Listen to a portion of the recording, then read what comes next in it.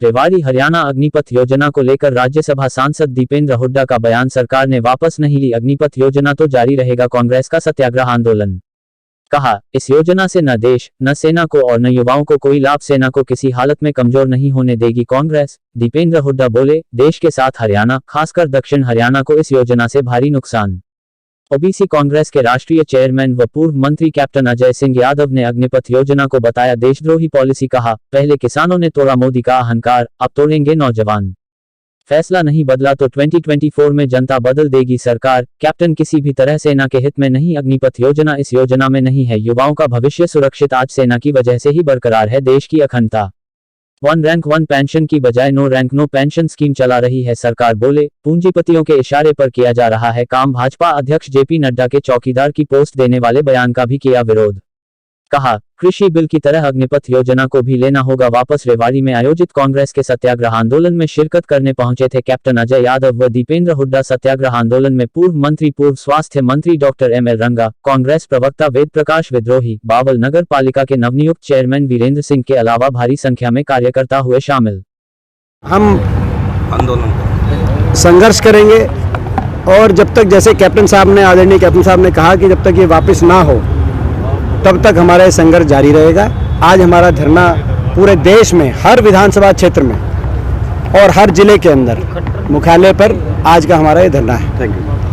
केवल 225 से भी कम पक्के होंगे तो ये कितना बड़ा नुकसान है। एक तो 5000 की पक्की भर्ती होती थी, जिसमें हमारे ये जो जिले थे, दक्षिण हरियाणा के जिले, रेवाड़ी है, झज्जर है, महेंद्रगढ़ है, कुछ गुड़गांव का हिस्सा है, कुछ भिवानी का, चरखी दादरी का है, रोहतक है। इन जिलों से सबसे ज़्यादा भर्ती ये वो जिले थे। राजस्थान में भी बहुत नुकसान होगा क्योंकि ये जो उत्तरी राजस्थान है, अलवर, सीकर, झुंझुनू, ये पूरा इलाका, ये हमारे देश के देशभक्त इलाका ही है और देश की के लिए कुर्बान होने की नौजवानों के अंदर एक बहुत बड़ी भावना भरी हुई है इस इलाके के अंदर।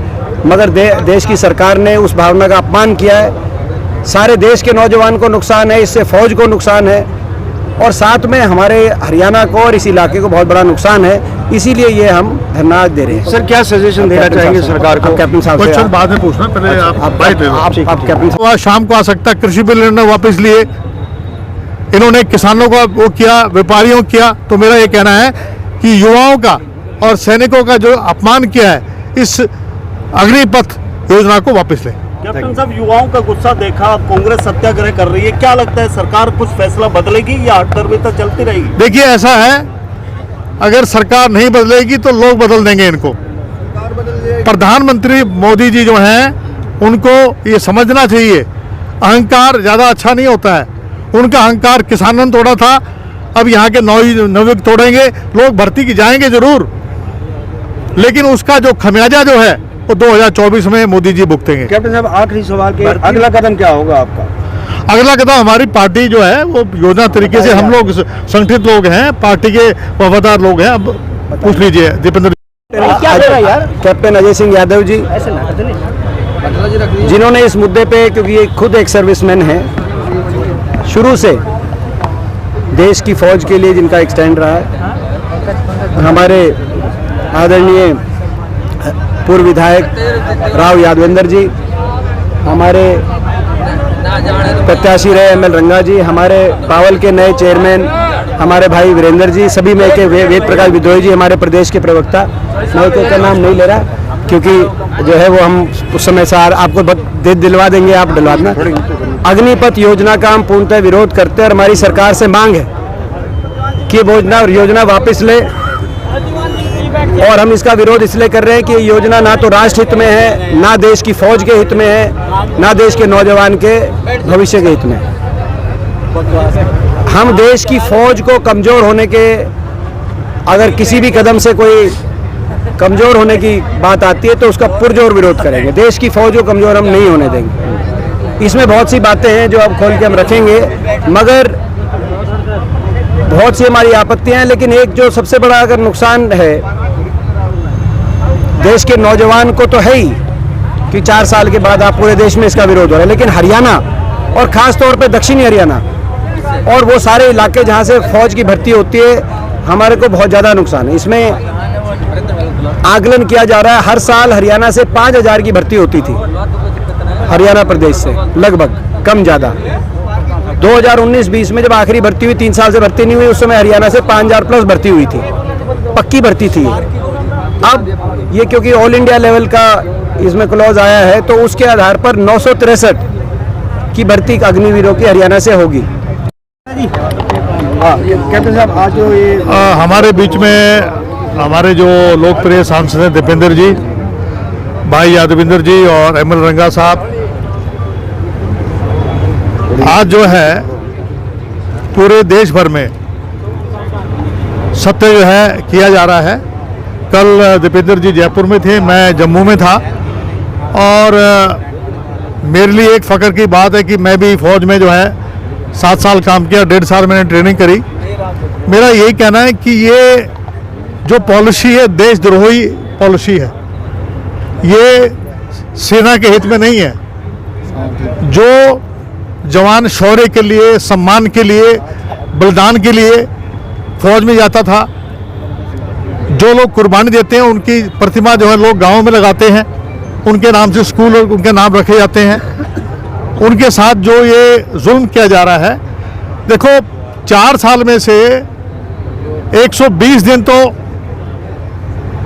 आप देख लीजिए उनकी ट्रेनिंग पे लग जाएंगे, और 460 दिन उनकी छुट्टियों के, 1120 दिन केवल नौकरी करेगा। तो जो नौजवान जो ठेके पर रहेगा वो गिनती शुरू कर देगा कि मेरे 1000 से शुरू हो 1 2 करके, तो उससे जो है जो मनोबल गिरेगा और उसका फ्यूचर जो है वो सुरक्षित नहीं है। आर्मी अफसर जो है वो तो है परमानेंट, और उनके नीचे जो जवान हैं वो हैं ठेके पे। 16 लाख जो है हमारे जवान, अगर इसी प्रकार से भर्ती होती रही तो 15 साल के बाद 6 लाख रह जाएंगे। चीन हमारी सरहद में आके बैठ गया है। अगर इस फौज को कमजोर कर दिया, हमारा देश अखंड अगर एक है तो फौज की वजह से, उनके शौर्य की वजह से है। तो मेरा ये कहना है कि इस सरकार को ये योजना तुरंत वापस लेनी चाहिए। ये देश हित में नहीं है, ये युवकों के हित में नहीं है। जो खून पसीना बहाकर सुबह 4 बजे दौड़ते हैं, उनकी परिवार के लोग कहाँ रहेंगे? ये कहते थे 1 रैंक 1 पेंशन, ये 9 रैंक 9 पेंशन की स्कीम चला रहे हैं, और जो पूंजीपति हैं उनके इशारे पे काम किया जा रहा है। और मैं नड्डा साहब का विरोध करता हूँ, जिन्होंने कहा कि मैं चौकीदार की पोस्ट दूंगा। ये मैं सैनिक हूँ, कैलाश वर्गीय, मेरी छाती पे ये चोट लगी है, तो मैं खुद फौज में रहा हूँ, तो हम इसका विरोध करते हैं। और मैं समझता हूँ कि देखिए, सुबह का भटका हुआ शाम को आ सकता। कृषि बिल इन्होंने वापस लिए, इन्होंने किसानों का वो किया, व्यापारियों किया। तो मेरा ये कहना है कि युवाओं का और सैनिकों का जो अपमान किया है, इस अग्निपथ योजना को वापस लें। कैप्टन साहब, युवाओं का गुस्सा देखा, कांग्रेस सत्याग्रह कर रही है, क्या लगता है सरकार कुछ फैसला बदलेगी या हटकर्मिता चलती रहेगी? देखिए, ऐसा है, अगर सरकार नहीं बदलेगी तो लोग बदल देंगे इनको। प्रधानमंत्री मोदी जी जो हैं, उनको ये समझना चाहिए, अहंकार ज़्यादा अच्छा नहीं होता है। उनका अहंकार किसानों ने तोड़ा था, अब यहाँ के नवयुवक तोड़ेंगे। लोग भर्ती की जाएंगे जरूर, लेकिन उसका जो खमियाजा जो है वो 2024 में मोदी जी भुगतेंगे। कैप्टन साहब, आखिरी सवाल के अगला कदम क्या होगा आपका? अगला कदम, हमारी पार्टी जो है वो योजना तरीके से, हम लोग संगठित लोग हैं, पार्टी के वफादार लोग हैं। अब पूछ लीजिए।